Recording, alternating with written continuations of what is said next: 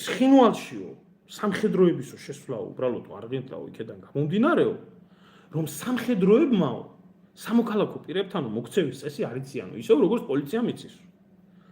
ანუ ბიჭო, გენერალი კაცი ასეთი დებილი როგორ უნდა იყო და სხვათა შორისო ყველაზე ეს კიდეც აკეთობა ის პოლიციურ უშიშროებისეული საქმრო, თუმცა პოლიცია და უშიშროებაო ქალაქის ბრძოლებშიო ყველაზე საუკეთესო და იბრძვიო. კი, ქალაქის ბრძოლები არის ურთულესი ბრძოლები, მაგრამ სად გაგიგიათ ხალხო თქვენ რომ ქალაქის ბრძოლები რომელიც არის ურთულესი და ჭირდება 1000-ნაირი მხარდაჭერა ამ ყველაფერს პოლიციელი უკეთესად ასრულებდეს ამას ვიდრე არმია.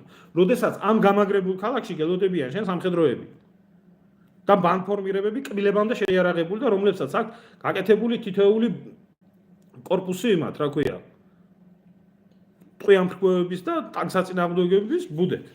სასაცილო, ანუ პოლიციაო შევიდაო რა. ანუ ეს პოლიციელები საერთოდ გაწინეს იქ შესასვლელად. როგორ უნდა შეებრძოლოს სუბუქად შეიარაღებული ან ტყვიამფრქვევით შეიარაღებული პოლიციელი ტანკს, ბეტერს, BMP-ს, სხვა ჯავშანს და მუხლუხიან ტექნიკას და ძლიერ ფორტიფიკაციულ ნაგებობებს სუბუქი შეიარაღებით. და იმიტომ არ შედის თურმე არმია პირველად იმაში, რა ქვია, ცხინვალში. იმიტომ არ შედის თურმე არმია პირველად ცხინვალში, რომ პოლიციამ უკეთესად იცის თურმე ჯართან მოქცევა.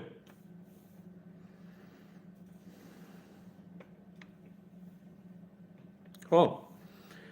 ეს მომენტი, როდესაც იქ ველჯანაშვილიო თუ რაღაც გვარი რო არის ნახსენები, რომელიც მოადგილე იყო, რომელიც ამბობდა, რომ მეო, ესო, რა ქვიაო,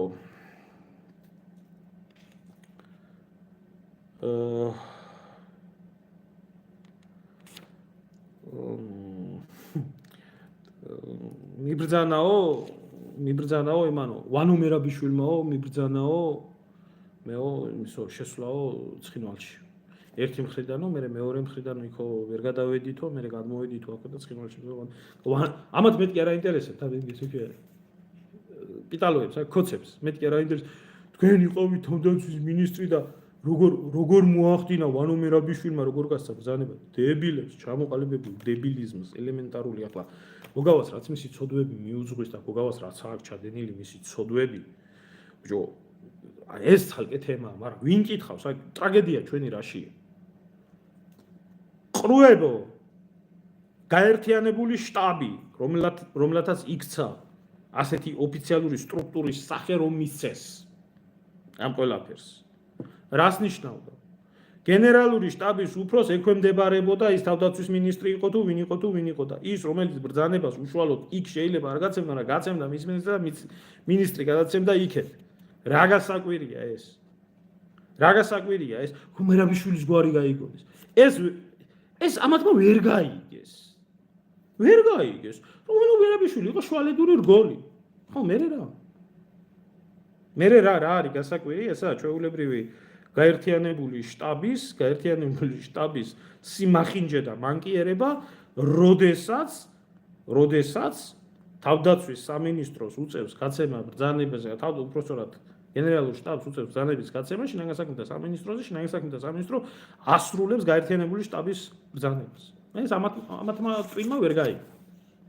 ეს გაერთიანებული შტაბი სპეციალურად იქნა შექმნილი საქართველოში იმ სიმახინჯისთვის, რომ ყველაფერი რაც მოხდებოდა სამხედრო საიდუმლოების და სამხედრო ფარით ყოფილიყო. პოლიცია ჩაიდენდა, უშიშროება ჩაიდენდა, ვინმე ჩაიდენდა დანაშაულს, სამხედრო ფარით ყოფილიყო გადაფარული. უზარმაზარი კორუფციული სისტემათ იქნა და ვინც თავის დროზე ეს რეფორმა გაატარა, გენერალური შტაბის გაერთიანებულ შტაბად გადაქცევა, ეს მივიღო.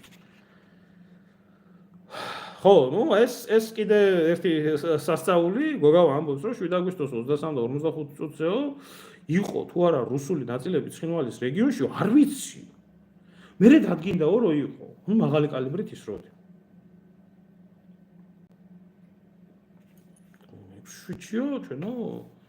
6-7-ო ჩვენო საერთოდ მოლოდინი არ გქონდაო, რომ ფართომასშტაბიანი ომი იქნებოდა. ხალხო 6-ია, 7-ია, აი ახლა ამ დებილს ამ გოგავას მინდა უთხრა. ბიჭო, ტყუილიად ტყუილსაც გააჩნია, იცი? შეიძლება კაცმა რაღაცა მოიტყუო. ხო? რაღაცა სიმართლეს მიმგვანებული იყოს. ჯერ გენერალური